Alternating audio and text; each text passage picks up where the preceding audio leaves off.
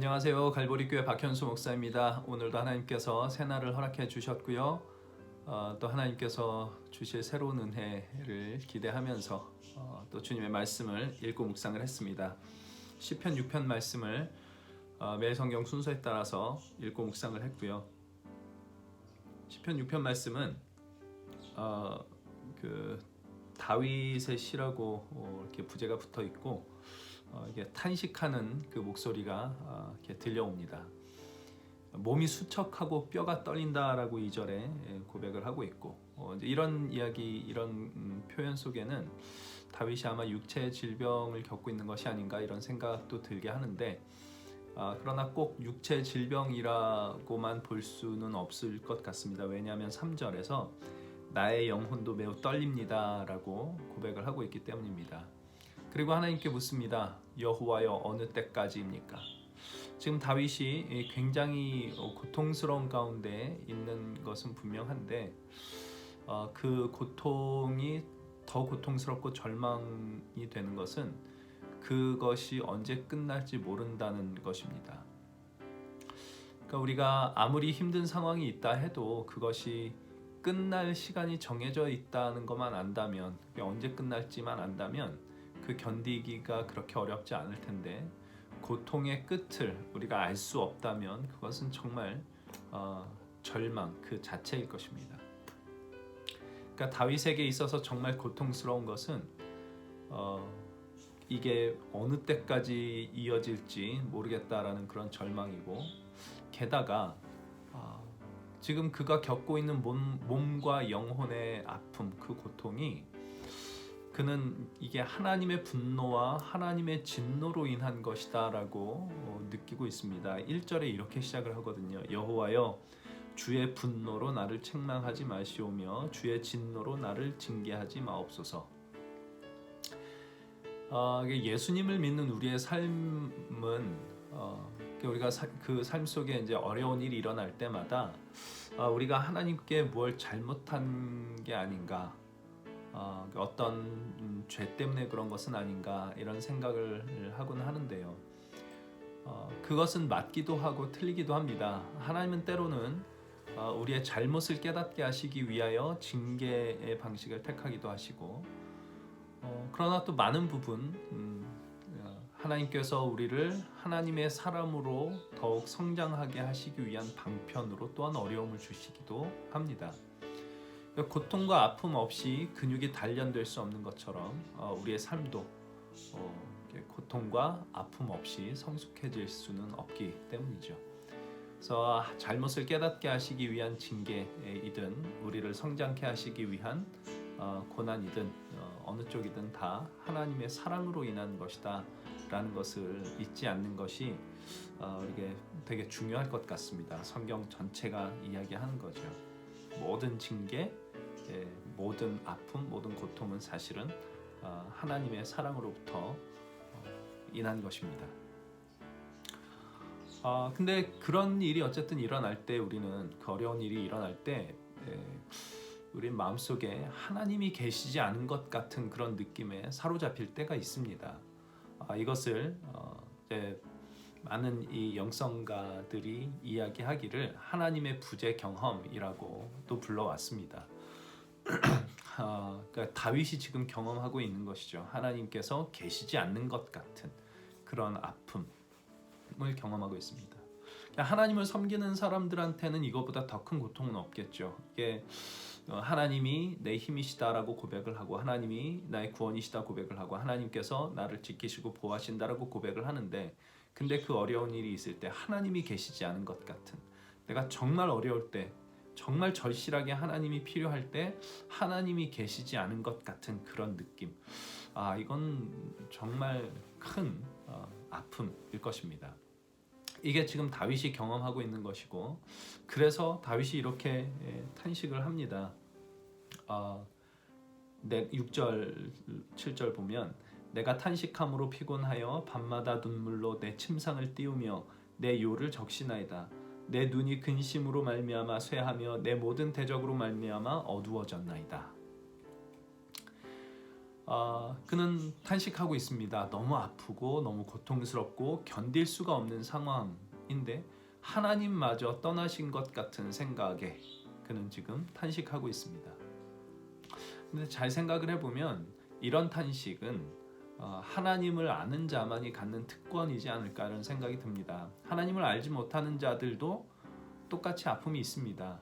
하나님을 믿는다고, 예수님을 믿는다고 늘 삶이 형통하고 하나님을 믿지 않는다고 늘 어려운 길로 가지 않습니다. 오히려 이게 반대되어 보이는 때도 있고 그렇습니다. 삶이란 예수님을 믿는 자에게나 믿지 않는 자에게나 우리가 사는 이 삶은 별반 그렇게 다르지 않은 것 같습니다. 그런데 하나님을 알지 못하는 자들도 탄식을 할 때가 있죠. 그래서 그 하나님을 알지 못하는 자들의 탄식은 허공을 칩니다.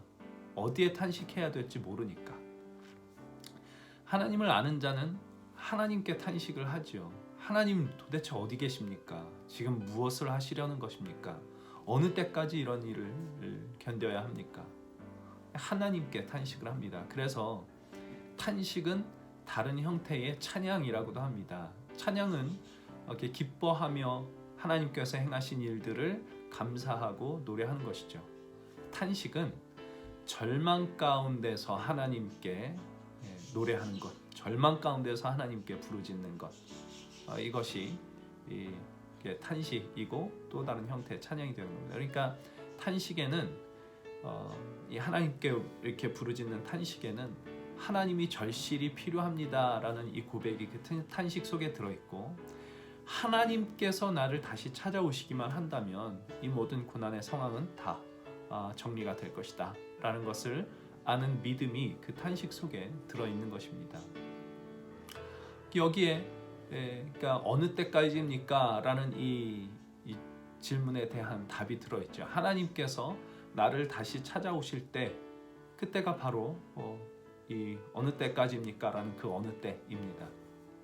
그게 사실은 다시 나를 찾아오실 때, 하나님께서 나를 다시 찾아오실 때라기보다는 여전히 지금도 나와 함께하고 계시는 하나님을 내가 다시 볼 수 있게 될 때라는 말이 더 적합한 말일 것 같습니다. 내가 하나님의 부재를 경험하고 있는 그때에도 하나님은 나와 함께하고 계시는 분이시기 때문입니다. 임마누엘 하나님이시기 때문에 우리와 함께 하시기 위하여 이 땅에 오신 예수님이 그것을 증거하고 계시고, 그렇게 늘 우리와 함께 하시겠다 약속하신 하나님이시기 때문에 그분은 우리와 늘 함께 하십니다. 나와 늘 함께 하시는데 단지 무지의 구름에 눈이 가리워 보지 못할 때가 있을 뿐인 거죠. 무지의 구름이라는 이 표현을 헨리 라이웬이라는 분이 쓴 책에 이렇게 나오는데, 그러니까 우리는 하나님을 온전히 알 수 없고 하나님의 일하시는 방식을 온전히 알 수 없습니다. 그래서 그 무지의 구름이 우리의 눈을 가려 하나님이 계시지 않은 것 같이 느껴지게 만들 때가 있다는 거죠. 그러나 그때도 여전히 하나님은 나와 함께하고 계십니다.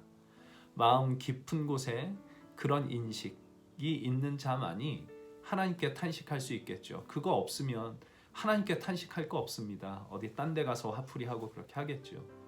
그래서 탄식은 다른 형태의 찬양이 되는 것입니다. 이 마음속에 하나님께서 나와 어쨌든 함께 하시는 분이시다라는 이 인식, 이 믿음, 이런 것들이 밑바탕에 깔려 있기 때문에 하나님께 탄식을 하는 거죠. 오늘 우리가 사는 삶 속에도 여러 가지 탄식의 상황들이 있을 것입니다.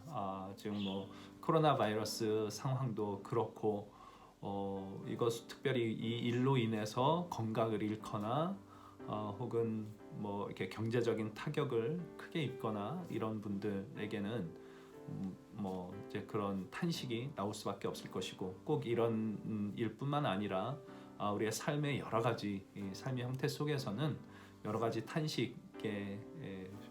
탄식할 수밖에 없는 그런 상황이 있을 겁니다. 그러니까 아프겠죠. 아파서 탄식을 하는 거겠죠.